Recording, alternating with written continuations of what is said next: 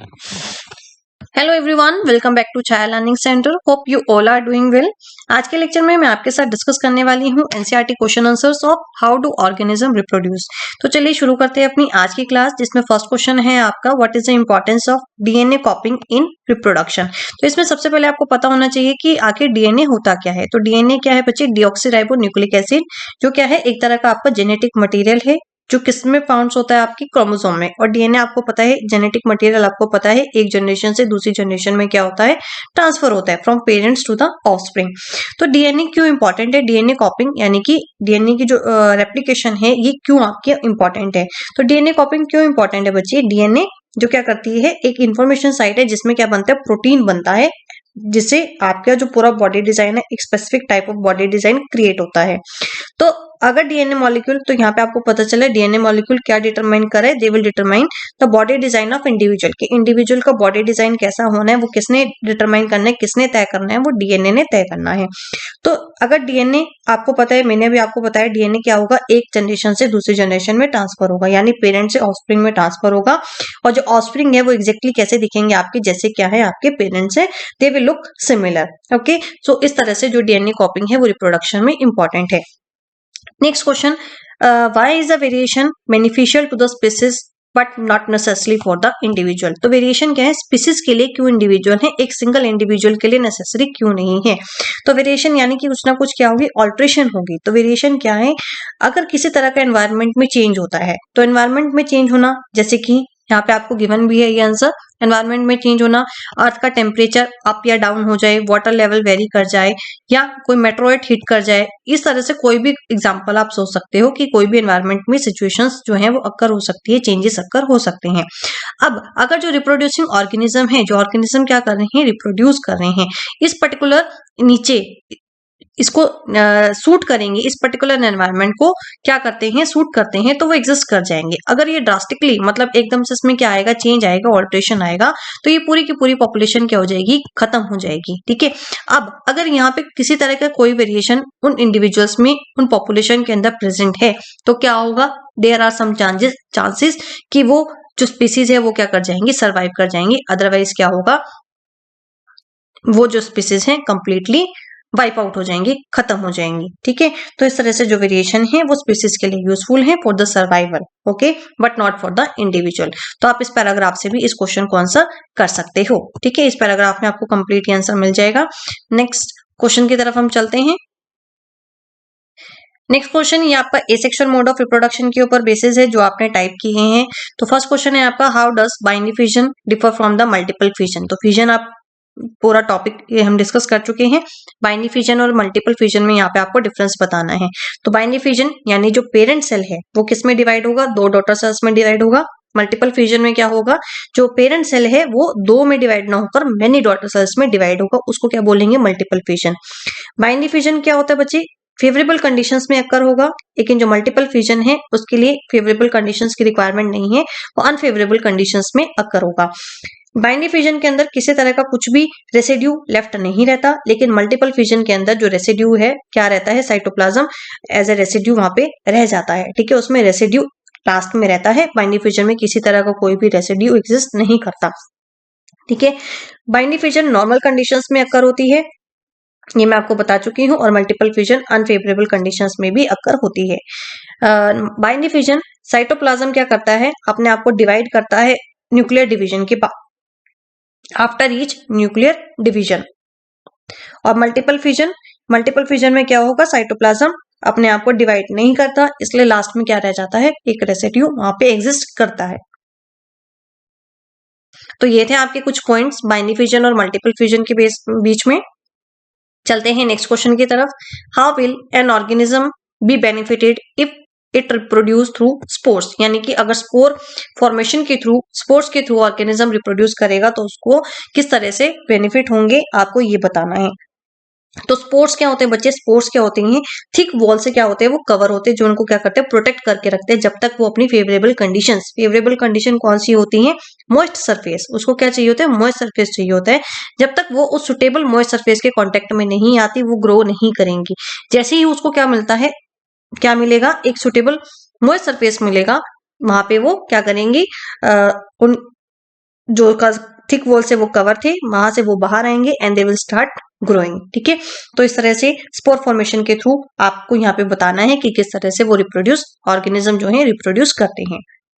Next question, can you think of reason why more complex organism can not give rise to new individual through regeneration, यानी जो complex organism है वो regeneration method के through reproduce क्यों नहीं करते, they will not give rise to new individual को rise क्यों नहीं करते।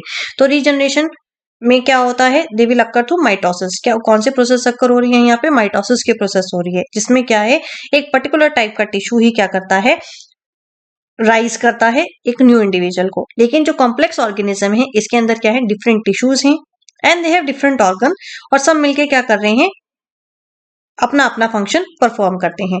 लेकिन रीजनरेशन में क्या है, इस तरह से किसी तरह का कोई भी डिफरेंट ऑर्गन नहीं है, वहां पे एक ही टिश्यू है जिससे क्या होते हैं, they will give rise to a new generation.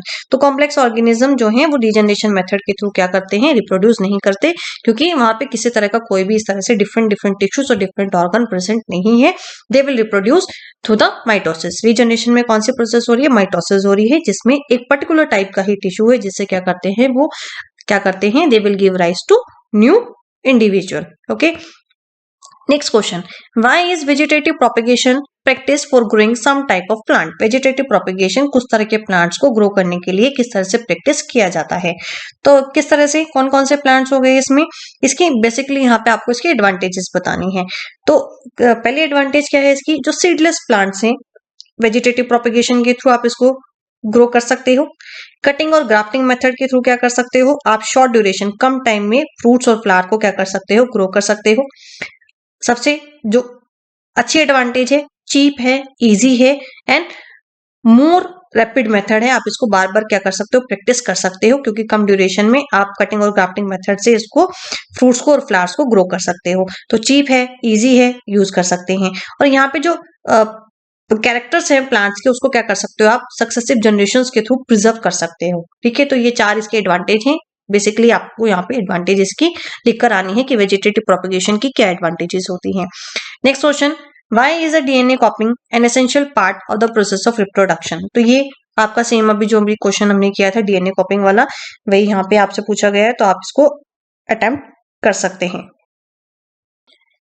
Now these questions are based on the sexual mode of reproduction in plants and human beings. So first question is, how is the process of pollination different from fertilization? Pollination और fertilization में क्या difference है ये आपको बताना है। तो pollination में बच्चे क्या होता है, pollen grain ट्रांसफर होते हैं एक फ्लावर से दूसरे फ्लावर पर। ठीक है, क्रॉस पॉलिनेशन भी हो सकती है, सेल्फ पॉलिनेशन भी हो सकती है, वो भी हम यहाँ पे डिस्कस नहीं करेंगे क्योंकि हमें पॉलिनेशन और फर्टिलाइजेशन में डिफरेंस बताना है। फर्टिलाइजेशन में क्या होती है, fusion of male and female gametes, और वहां पे क्या है, एक जाइगोट डेवलप होता है एंड देन एम्ब्रियो में वो चेंज होगा विद इन द ओव्यूल। तो बेसिकली यहाँ पे आपको डिफाइन करना है, पॉलिनेशन पॉलन ग्रेन ट्रांसफर होंगे, fertilization fusion of male and female gametes. Done. Next question is, what is the role of seminal vesicle and the prostate gland. जब आपने male reproductive system को discuss किया है, mail reproductive system में ये दोनों glands वहां पे प्रेजेंट है आपके, seminal vesicle and prostate gland, इनका रोल आपसे पूछा है। तो ये क्या करते हैं, ये दोनों ही ग्लैंड क्या करते हैं, एक फ्लूइड सिक्रीट करते हैं, यानी कि जो स्पर्म की मूवमेंट होनी है, स्पर्म को एक फ्लूइड मीडियम प्रोवाइड करेंगे जिससे जो स्पर्म है वो इजिली मूव कर सके, और साथ में क्या करते हैं, उसको न्यूट्रिशन प्रोवाइड करते हैं। ये दो फंक्शन किसके हैं, सेमिनल वेसिकल और प्रोस्टेट ग्लैंड के। उस लिक्विड और sperm, they both along, they are known as a semen. Okay, next is, what are the changes seen in girl at the time of puberty. तो puberty के time पे कौन कौन से चेंजेस गर्ल्स में देखे जाते हैं, इस क्वेश्चन में आपको ये लिखना है। तो कौन कौन से चेंजेस देखे जाते हैं, अपीयरेंस ऑफ हेयर, यानी कि जो हेयर है जेनिटल पार्ट्स में इंक्रीज हो जाते हैं, आप ऑब्जर्व कर सकते हो, armpits and in the genital area. जो फैट है वो डिपॉजिट होना स्टार्ट हो जाता है in the hip area.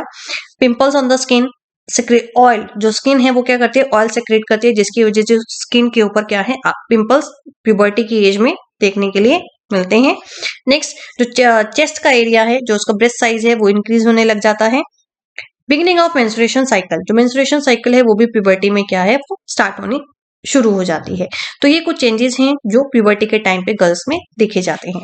Next is, how does the embryo get nourishment inside the mother body. Mother body के अंदर जो एम्ब्रियो है, जो एक बच्चा डेवलप हो रहा है, उसको किस तरह से नरिशमेंट मिलता है ये आपको बताना है। तो किस तरह से मिलता है उसको नरिशमेंट मिलता है प्लेसेंटा के थ्रू। प्लेसेंटा क्या होती है, एक डिस्क शेप, क्या है, एक डिस्क की शेप का टिश्यू है जो यूट्रस की वॉल के साथ एम्बेड होता है, चिपका होता है। उससे उसके थ्रू क्या मिलता है, जो बेबी डेवलप हो रहा है इनसाइड द मदर, उसको पूरा नरिशमेंट मिलता है। ठीक है, उसमें क्या प्रेजेंट होती है, विली प्रेजेंट होती है। विली क्या करती है, सरफेस एरिया को इंक्रीज करती है, किसके लिए, for the transfer of material. कौन कौन सा मटेरियल, जो गैसेस पास होनी है, वेस्ट मटेरियल एक्सक्रीट होना है, ठीक है, जो फूड मिलना है, तो ये सारा काम किसका है, वो प्लेसेंटा का काम होता है। वे सब्सटेंस रिमूव करना थ्रू प्लेसेंटा मदर ब्लड में, तो ये सारा काम कौन करता है, प्लेसेंटा का रोल है। यहाँ पे आपको प्लेसेंटा को एक्सप्लेन करना है। Next is, if a woman is using a copper T, will it help in protecting her from sexually transmitted disease. तो ये सेक्सुअली ट्रांसमिटेड डिजीज का क्वेश्चन है। वहां पे आपको 3 तरह के मेथड्स आपको बताए थे, parent method, chemical method and surgical method. तो यहाँ पे आपसे पूछा कि कॉपर टी क्या करते हैं, सेक्सुअल एसटीडी से प्रोटेक्ट करते हैं या नहीं करते। तो कॉपर टी जो है वो सेक्सुअल ट्रांसमिटेड डिजीजेस से प्रोटेक्ट नहीं करते, ये सिर्फ अनवांटेड प्रेगनेंसी को क्या करते हैं, अवॉइड करते हैं, उससे प्रोटेक्ट करते हैं। लेकिन यहाँ पे ये जो डिजीज है सेक्सुअली ट्रांसमिटेड डिजीज, इससे ये प्रोटेक्ट नहीं करते। तो ये थे आपके questions on the basis of sexual mode of reproduction. Okay, so the next question, asexual reproduction take place through budding in. Budding से कौन सा, आपको ये 4 ऑप्शन दिए गए हैं, इन चारों में से बडिंग मेथड को यूज करते हुए एसेक्सुअल रिप्रोडक्शन कौन शो करता है। तो yeast is a correct answer. Next is, which of the following is not a part of female reproductive system in human being. Female reproductive system का part नहीं है। Ovary is a part, uterus भी part है, fallopian tube भी है, vas deferens नहीं है, vas deferens male reproductive system का पार्ट है। Next, the anther contain, anther क्या कंटेन करता है ये आपको बताना है। इसके अंदर सेपल्स, ओव्यूल, कार्पल या पोलन ग्रेन। तो यहाँ पे क्या प्रेजेंट होते हैं, आपके एंथर के ऊपर पोलन ग्रेन्स प्रेजेंट होते हैं। तो pollen grains, it contain the sperm which is required for the, which is necessary for the reproduction in plants. और यही जो मेल गैमेट्स हैं, जो मेल जर्म सेल्स हैं, ये एक फ्लावर से दूसरे फ्लावर पे क्या होते हैं, ट्रांसफर होते हैं। Done. Next question is, what are the advantage of sexual reproduction over the asexual reproduction. ठीक है, तो यहाँ पे आपको एडवांटेज बतानी है कि सेक्सुअल रिप्रोडक्शन की क्या एडवांटेज है। तो इसके एडवांटेज क्या है बच्चे, advantage of sexual and, okay, so the first advantage, sexual reproduction में ज्यादा वेरिएशंस प्रोड्यूस होती हैं as compare to asexual reproduction. जो नया इंडिविजुअल फॉर्म हो रहा है उसके अंदर दोनों की कैरेक्टरिस्टिक्स होंगी, यानी दोनों पेरेंट्स की कैरेक्टरिस्टिक्स होंगी। जो वेरिएशंस होती हैं इसके अंदर वो ज्यादा वेरिएबल होती हैं, आप देख सकते हो, as compare to asexual mode of reproduction. ठीक है, और इसमें क्या होती है, मल्टीप्लीकेशन और परप्यूटेशन जो है स्पीसीज की होती रहती है। इसमें जो स्पीसीज का कंट्रीब्यूशन होता है वेरिएशन में, नए वेरिएशन इसमें क्या होते हैं, इंट्रोडक्शन होते हैं, ज्यादा होते हैं as compare to asexual reproduction. तो ये कुछ इसके एडवांटेज हैं, किसकी, सेक्सुअल मोड ऑफ रिप्रोडक्शन की over the asexual mode of reproduction. Done. Next is, what are the functions perform by the testis in human being. इसका आपको फंक्शंस बताना है कि इसका क्या फंक्शन है। तो इसके 2 फंक्शन है बच्चे, नंबर 1 मेल गैमेट प्रोड्यूस करना यानी स्पर्म प्रोड्यूस करना, और दूसरा क्या करना, हार्मोन, जो मेल सेक्स हार्मोन है यानी कि टेस्टोस्टेरोन ब्लड में सेक्रेट करना। तो ये 2 फंक्शन है टेस्टिस के in the human being. Next is, why does menstruation occur. Menstruation क्यों अकर होती है, यहाँ पे आपको ये बताना है। तो सबसे पहले आपको पता होना चाहिए कि मेंस्ट्रुएशन होता क्या है। तो आपको पता है कि गर्ल्स के अंदर क्या होते हैं, एग होते हैं। एग अगर फर्टिलाइज हो जाए तो वो it will lead to the pregnancy. अगर एग फर्टिलाइज नहीं होता तो उससे क्या होती है, it will the menstruation will going to occur. ठीक है, तो मेंस्ट्रुएशन क्या है, एक प्रोसेस है जिसमें जो है जो ब्लड और जो म्यूकस है वो एवरी मंथ 6 to 8 days क्या होता है, it will come out to the vagina. इसमें क्या होता है, हर मंथ जो बॉडी है, जो ह्यूमन बॉडी है, जो फीमेल बॉडी है, एक एग रिलीज करती है ओवरी से हर month. And at the same time जो यूट्रस है वो अपने आप को प्रिपेयर करता है कि वो एक फर्टिलाइज एग रिसीव करे। अगर वो फर्टिलाइज एग रिसीव नहीं करता तो उसकी जो इनर लाइनिंग होती है यूट्रस की वो क्या होती है, थिक होती है, और उसको क्या होती है, एम्ब्रियो को डेवलप करने के लिए इट विल वहां पे ब्लड की सप्लाई होती रहती है। अगर एग प्रिपेयर नहीं हुआ यानी एग फर्टिलाइज नहीं हुआ तो अंदर की जो लाइनिंग है यूट्रस की वो ब्रेक होनी शुरू हो जाती है धीरे धीरे से, और क्या होती है, ब्लड की फॉर्म में और म्यूकस की फॉर्म में वेजाइना से बाहर आ जाती है। इस तरह से जो मेंस्ट्रुएशन है वो अकर होती है।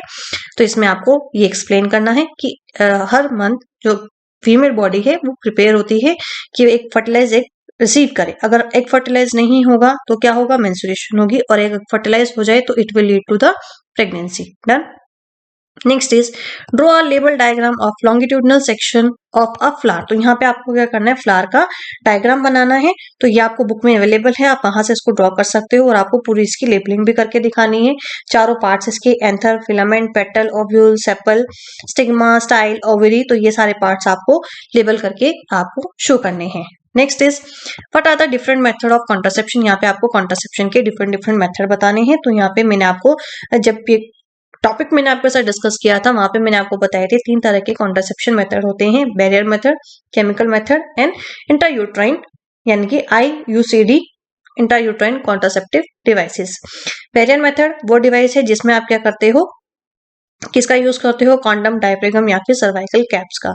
Condom is use by male, diaphragm is use by female. ठीक है, इसमें क्या होता है, जो मेल गैमेट्स होते हैं, जो मेल जर्म सेल्स है, उनको रोक दिया जाता है to enter the female genital area. Done.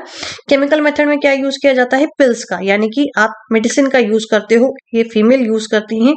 और ये जो ड्रग्स हैं, ये जो केमिकल्स हैं, वो पिल्स की फॉर्म में अवेलेबल हैं। 2 तरह के पिल्स होते हैं आपके, ओरल पिल्स भी हो सकते हैं और वेजाइनल पिल्स या क्रीम भी हो सकती हैं। इसकी डिसएडवांटेज ज्यादा होती हैं। जो बैरियर मेथड है वो आपको सिर्फ प्रेगनेंसी से ही नहीं रोकता, बल्कि आप सेक्सुअली ट्रांसमिटेड डिजीजेस से भी आपको प्रोटेक्ट करता है। लेकिन केमिकल मेथड आपको STD से प्रोटेक्ट नहीं करते। जो तीसरा मेथड है that is IUCD method. IUCD में क्या होती है, कॉपर टी यूट्रस में प्लेस कर दी जाती है, जो किससे प्रोटेक्ट करती है, आपको अनवांटेड प्रेगनेंसी से प्रोटेक्ट करती है, लेकिन सेक्सुअली ट्रांसमिटेड डिजीजेस से प्रोटेक्ट नहीं करती। Okay, next question is how are the mode of reproduction different in unicellular and multicellular organism. Unicellular और मल्टीसेलुलर ऑर्गेनिज्म में मोड ऑफ रिप्रोडक्शन यहाँ पे आपको बताने हैं। यूनिसेलुलर यानी एक ही तरह का ऑर्गेनिज्म, एक ही तरह का सेल है जो सारे फंक्शंस परफॉर्म करेगा।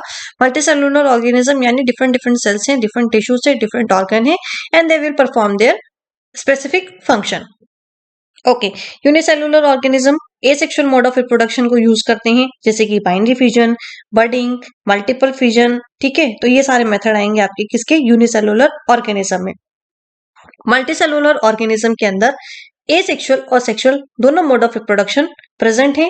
Simple organism asexual mode of reproduction को यूज करेंगे, और जो मल्टीसेलुलर ऑर्गेनिज्म है वो कौन सा मेथड यूज करेंगे, they will going to use sexual mode of reproduction. तो इस तरह से इन दोनों में क्या है आपका डिफरेंस है, unicellular as well as multicellular organism. Next is how does reproduction help in providing stability to the population of species। अब ये किस तरह से क्या करते हैं, आपको स्टेबिलिटी प्रोवाइड करते हैं। ओके, तो किस तरह से प्रोवाइड करेंगे आपको, हर स्पीसीज जो है क्या है, कॉन्स्टेंटली स्ट्रगल करती हैं अपने सर्वाइवल के लिए। अब जिसके पास लाइफ है वो रहने के लिए स्ट्रगल तो करेगा ही, अपना पोषण के लिए, रहने के लिए, जीने के लिए वो स्ट्रगल तो करेगा ही। तो यहाँ पे ये जो स्पीसीज हैं ये क्या करती है, कॉन्स्टेंटली स्ट्रगल करती हैं कि ये सर्वाइव कर सके। तो यहाँ पे क्या नेचुरल प्रीडेटर्स भी हैं और वेक्टर्स भी हैं नेचर में, जो क्या करती हैं, दे विल रिमूविंग किसको, एक पर्टिकुलर स्पीसीज को क्या कर रहे हैं, पॉपुलेशन की रिमूव कर रहे हैं। जो नेचुरल साइकिल है लाइफ की, डेथ एंड लाइफ, ठीक है, ये क्या हो रही है, रिमूव हो रही है। तो रिप्रोडक्शन क्या है, एक वे है जिससे क्या हो रहा है, जो लॉस्ट पार्ट है, जो पॉपुलेशन लॉस्ट हो रही है, उसको क्या कर सके, रिप्लेनिश कर सके। तो इस तरह से जो रिप्रोडक्शन है वो किसके साथ है, पॉपुलेशन की स्टेबिलिटी के साथ लिंक है। अब जितना पॉपुलेशन वहां पे लॉस हो रहा है उतना ही पॉपुलेशन दोबारा से रिप्लेनिश भी तो होना चाहिए, तभी तो बैलेंस बना रहेगा। अगर लॉस वाला पार्ट ज्यादा है और रिप्रोड्यूस वाला पार्ट कम है तो बैलेंस जो है वो गड़बड़ा जाएगा, स्टेबिलिटी जो है वो खराब हो जाएगी। तो इस तरह से जो रिप्रोडक्शन है वो किसके साथ है, आपकी पॉपुलेशन की स्टेबिलिटी के साथ लिंक है। तो आप इस तरह से इसको एक्सप्लेन कर सकते हैं। Next is what could be the reason for adopting the contraceptive method. इसके रीजंस क्या है कॉन्ट्रासेप्टिव मेथड्स के, तो रीजन क्या है, सबसे पहला रीजन है बर्थ रेट को कंट्रोल करना, मतलब जो पॉपुलेशन राइज हो रही है उसको कंट्रोल करना। दूसरा, सेक्सुअली ट्रांसमिटेड डिजीजेस जो है वो पास ना हो, उससे प्रोटेक्ट करना। उसके लिए कौन कौन से मेथड हैं आपके, कॉन्डम है, copper T is not such beneficial method, barrier method ज्यादा गुड है।